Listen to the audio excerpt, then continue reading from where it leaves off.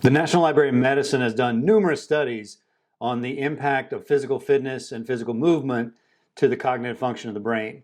What they concluded was the people that move their body think better, especially in the areas of mathematics and reading. Now, those two things are really important when it comes to real estate. Math and reading, very, very important in real estate. So there's a direct correlation between our physical health and our real estate business. Now, what I want to do today is I want to introduce you to someone who is a living example of this being true. Not just the research, but someone who is a living example of this being true. She's a longtime client of mine, a great friend, an inspiration, and a motivation for a lot of people, including myself. Her name is Amy Izzo. Amy started working with me a little over 2 years ago, and she had a health coach as well at the time. And so my role was to help her with her mindset and her business. She had about a $10 million real estate business at the time that she wanted to grow but couldn't, had never been able to grow it in all the years she'd been in business. So she embarked on this incredible journey. And over the last 2 years, what she's been able to do, 2+ years, is she's lost over 240 pounds. She grew her business from 10 million to 25 million. This year, she's probably going to cap it around 30 million. She's increased relationships with her family, her kids. She has taken up competitive ballroom dancing, and she's living a completely different life. And she is a remarkable person. She's very kind, and she's a speaker, an author, real estate leader, mom, wife, all the things. And I want you to hear her story. So we're going to start off by just having Amy describe sort of how she got to the point of realizing she needed to go on this journey that she's been on the last couple of years. At one point, I was over 440 pounds. So I didn't even look the same, right? No. Wouldn't even, you wouldn't, if you showed a picture of me, you wouldn't even recognize me, right? I don't even look the same. So I really battled that for most of my life. But 3.5 years ago, I was feeling exhausted, and I had been forever. I don't even know for how long. And I got in the car to go on with my day, and I stopped at a red light. And the next thing I knew is I heard this on my window. And it was on the driver's side window because the light had turned green and people were trying to drive. And I was napping with my foot on the brake with my car in drive. And I was napping, and I was embarrassed and ashamed and concerned for the safety of others, and then for myself, right? Yeah, of course. And I thought of all the things that could have happened that didn't happen, thankfully, but that could have happened. And that's the moment I knew, oh, I got to fix this. I don't know how I'm going to fix this, but I got to fix this because I'm the reason I'm exhausted. And that's really how it started. And from there, I've been able to find my way to putting me first and getting healthy and losing over 240 pounds and, 5xing my business with the same time I had all the other years prior when I couldn't seem to figure this out. In all my years of coaching, I find an interesting part of the story, especially a story like this, is the first decision, the first choice, the first action. What really takes you from stagnation to movement? That period of time, it's kind of like the story, the airplane is under the most stress during takeoff. Once it's getting up to when it's at altitude, it's a little less stress. That's what I read anyway. So this is kind of that idea. So I want you to hear Amy's first choice, the first decision she made, what she did first, how it came about. And that started this whole journey, that started the whole process. And I think you'll be surprised at how small that decision was and how easy it was to make. So let's hear from Amy. Thing you did, what was the first real choice you made? So I really just finished the day, right? I cried, I finished the day. And the next day I was speaking to a group of a couple hundred real estate agents. So I prepped a little differently because I was afraid to fall asleep in the car again. So I didn't want to drive the next day, but that was not an option.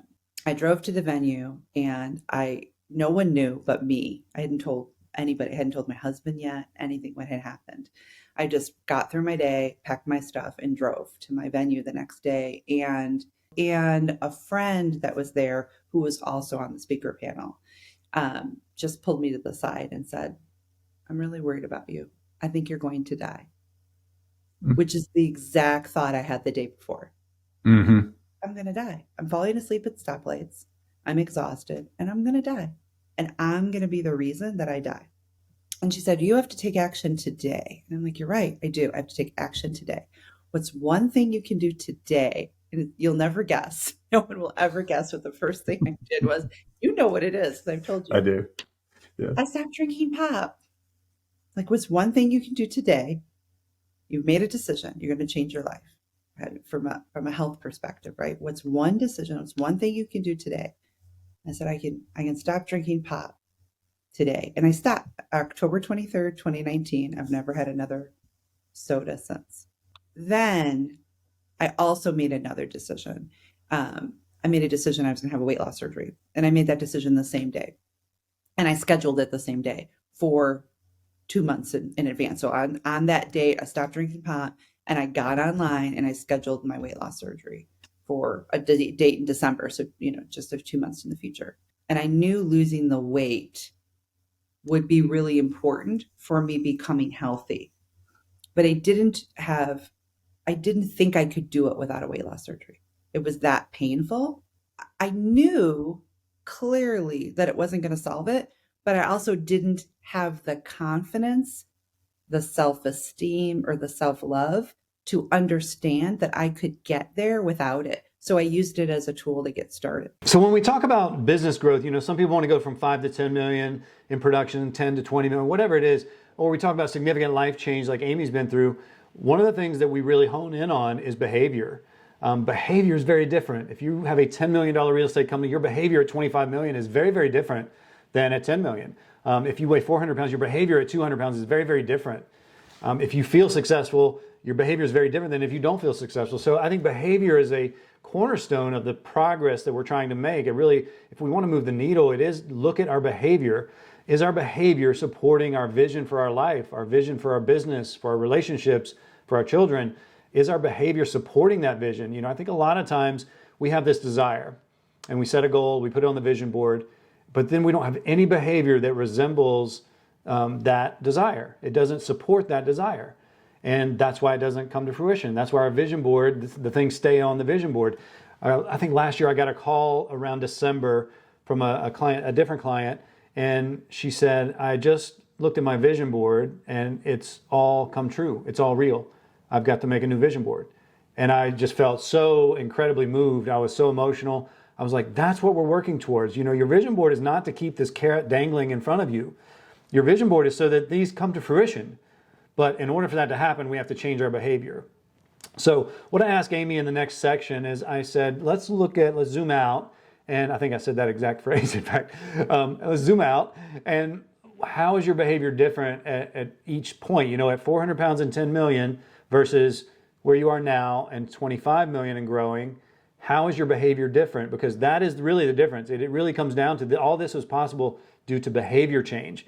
And so let's take a listen to what Amy says about her behavior at the two various points. If you can just kind of zoom out of your own, step out of your own body, so to speak, and look at these two versions of yourself, what do you notice as the biggest shift in mindset, personally or professionally, it doesn't matter, that you've experienced? Oh man, I just love myself.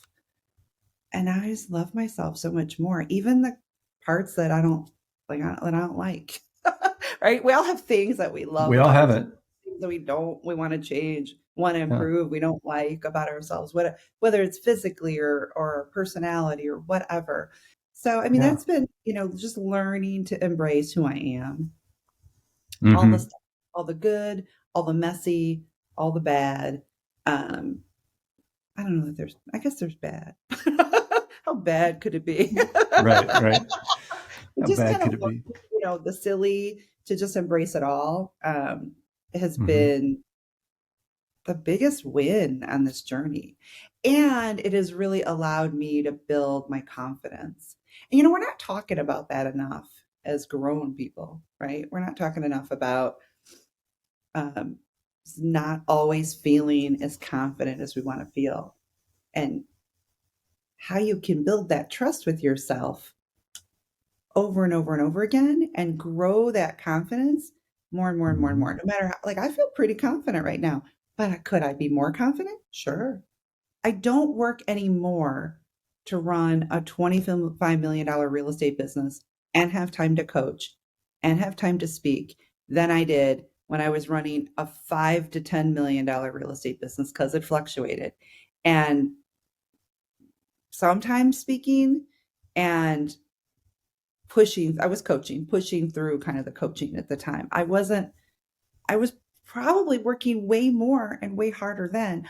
Okay, one of the things that I am really, I have non-negotiable in my coaching, and it's I won't coach you to make a lot of money to the detriment of your relationships or your quality of life. Meaning, I want your quality of life to go through the roof. I want your relationships to be stronger than they've ever been, and I want you to make a lot of money. So that's sort of my caveat to my coaching.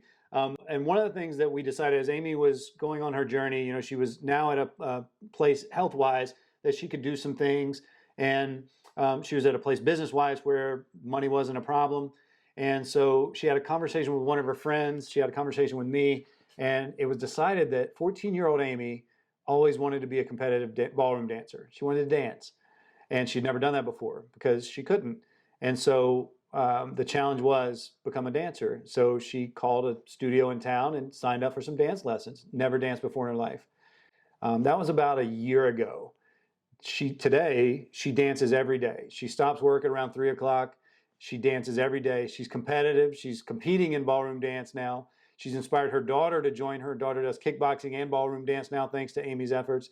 And I think that just adds to the zest of life. That would have never been in her life had she not changed her behavior, made the decisions that she made. So as you're looking at what am I doing, how am I growing my business, if you're not having fun while you're growing your business, you're going to hit a point where you're burnt out, you're unfulfilled, and you're going, this can't be all. Or worse, you haven't seen your kids in a year, or you haven't seen your wife or your husband in a year, your partner in a year, and that relationship is crumbling. So one of the things that we really put into place is the challenge was this: once you got to a certain point, you pick up a hobby that is a physical hobby, meaning it's not, swimming in the Olympics, but ballroom dance is no joke. It takes a lot of physical effort. So she decided ballroom dance was it. She does it every day. She loves it. Let's go back to that first day with her. And because again, it's all about decision and behavior. And sometimes fear and nerves and judgment will stop you from doing that thing. It'll stop you from going back to school and getting your degree. It'll stop you from taking dance lessons. It'll stop you from going swimming in the ocean. It will stop you from doing the thing that really changes your life. So let's talk to Amy about the first day in the studio learning how to dance. Take me to that day, first day of dance. You've decided to do this thing. You've always, the 14-year-old version of Amy is excited. She's going to be there for dance. How do you feel your first day? Terrified. But you did it anyway. Oh yeah, you do it anyway. Terrified and awkward. But okay, you taught me this, right? When I don't feel confident, I have confidence in my ability to learn. So I went, well, I can learn. I know I can learn. So even though I'm terrified, what am I terrified of really? Well, I'm terrified that I'm going to look funny, that I'm going to do the wrong thing, that I'm going to be awkward. And guess what? I was going to be all of those things because I didn't know how to ballroom dance. So of course I was going to be all of those things. So what? You think that these instructors that professionally teach all day long, that they don't deal with that every day? They do. That's what they're looking for. Bring them your awkward, bring them your silly, and they will show you how to make it what it should be and what you want, and more importantly, what you want it to be. Because there's technique, right? Ballroom dancing, there's technique. And of course you have to learn the technique you want to really ballroom dance. But then there's, how do you want to dance? How do you want to dance that technique? How do you want to be on the dance floor? That's a whole nother journey. I walked through the door just afraid because I don't want to look silly and awkward and be judged, right? Mm-hmm. That's that fear. But I have confidence in my ability to learn. So I went, well, I'm going. My awkward, silly 5-year-old self, because I'm like 5 years old on the dance floor. I love it. Like a little child. I find a lot of people, especially in real estate, they're trying to understand how. How do I build the business? How do I do the thing? How? And I want to challenge you. The better question is, what do I want? What does the end look like? What do I want this to resemble? How do I want to feel? Right? So instead of how am I going to do it, what do I want this to be? Because here's what I learned about how shows up in a lot of different ways. And, God, spirit, universe, whatever you believe, will deliver the what if you let go of the how, because your behavior changes. The process will be revealed to you. Sometimes it's a clear process, depending on what it is. But when it comes to Amy and her weight loss story, she didn't know how she was going to lose the weight. She just knew she needed to lose it. And so when she wrapped her brain around what life looks like after the weight is gone, what life looks like after the business is at 25 million, I think she really just started charging forward. And some of it showed up exactly as it should and as she thought, and some of it came out of nowhere, but it still got the same result. And that's interesting. That's what you really want. That's how you want to live. I tell people a story all the time that I've always wanted a boat, always wanted a boat. But, I live in a suburban area. We do live near the ocean, so I can have a boat. But, the cost with boats. But I wasn't committed to how the boat showed up. And then all of a sudden, a boat club came to town, and we joined the boat club. And so now I've got access to 25 boats I can take out whenever I want. And that's how my boat came to pass. So I wasn't attached to how, I was attached to that it showed up. And it's amazing. It's an amazing lesson for me to not be attached to how. So let's listen to Amy's version of letting go of the how and really diving into the what and how that impacted her trajectory. I knew I needed to lose weight. I didn't know how much. I knew a lot, right? I didn't know how I was going to get there. But I came to a point where I had to figure out what I wanted that to look like on the other side. So I just said, I just want to be under 200 pounds, right? Because if you look at my life, you might not like how I live. That's cool, right? I used to be the girl that put my kids on the school bus and then took a nap and then went to work, right? Or drove myself, to wherever, corporate America, and hoped I could nap in the car on lunch, right? I would have told you I'm not a morning person. I would have told you all kinds of things because I want to. Now I get up at 5:15 in the morning and I start my day, right? And I work out and I like to journal and I like to drink my water and I just have a routine. I have things I like to do. And I run through part of my day. I work and then I dance in the middle, or sometimes I dance at the end. Or sometimes I go to the park in the middle, or sometimes I put my feet in the pool and have lunch. I was going through, I vision board every year. So I was going through old vision boards, like in the corner of my office, dusty, right? And the year 2018, I made a goal and I made a thermostat. I'm going to take a picture of it to sell $25 million in real estate. And the brokerage I was at the time was like, you can't do that. The broker was like, there's no way you can ever do that. And I was like, oh, well, I'm going to try. And I put it up on the wall. Well, it didn't happen then, right? And then the next year is when, I was like, rock bottom. Let's fix this. Let's have weight loss surgery. Let's fix our health. And got really focused on the health. But then the 25 million just showed up. Honestly, because I really didn't. And I know this sounds crazy. When I say it, it sounds crazy, but it's true. I really didn't do anything different in terms of running the real estate business. I mean, I got some help, I got some, but my activity is the same. I just have more energy and time and capacity that the 25 million can show up. I can just do that.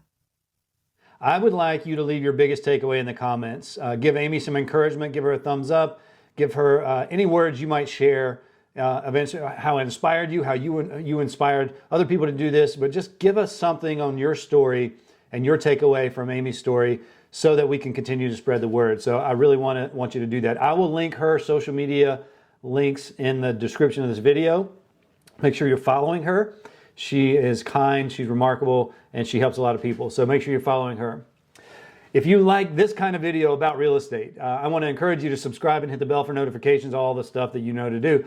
But I'm going to put out videos like this that are really focused on real estate, but in probably a different way, a way that invokes change, a way that pushes the needle, a way that really impacts leaders in real estate to become better leaders in real estate and stay great leaders in real estate. So if that interests you, please join us on this channel. My name is Kevin.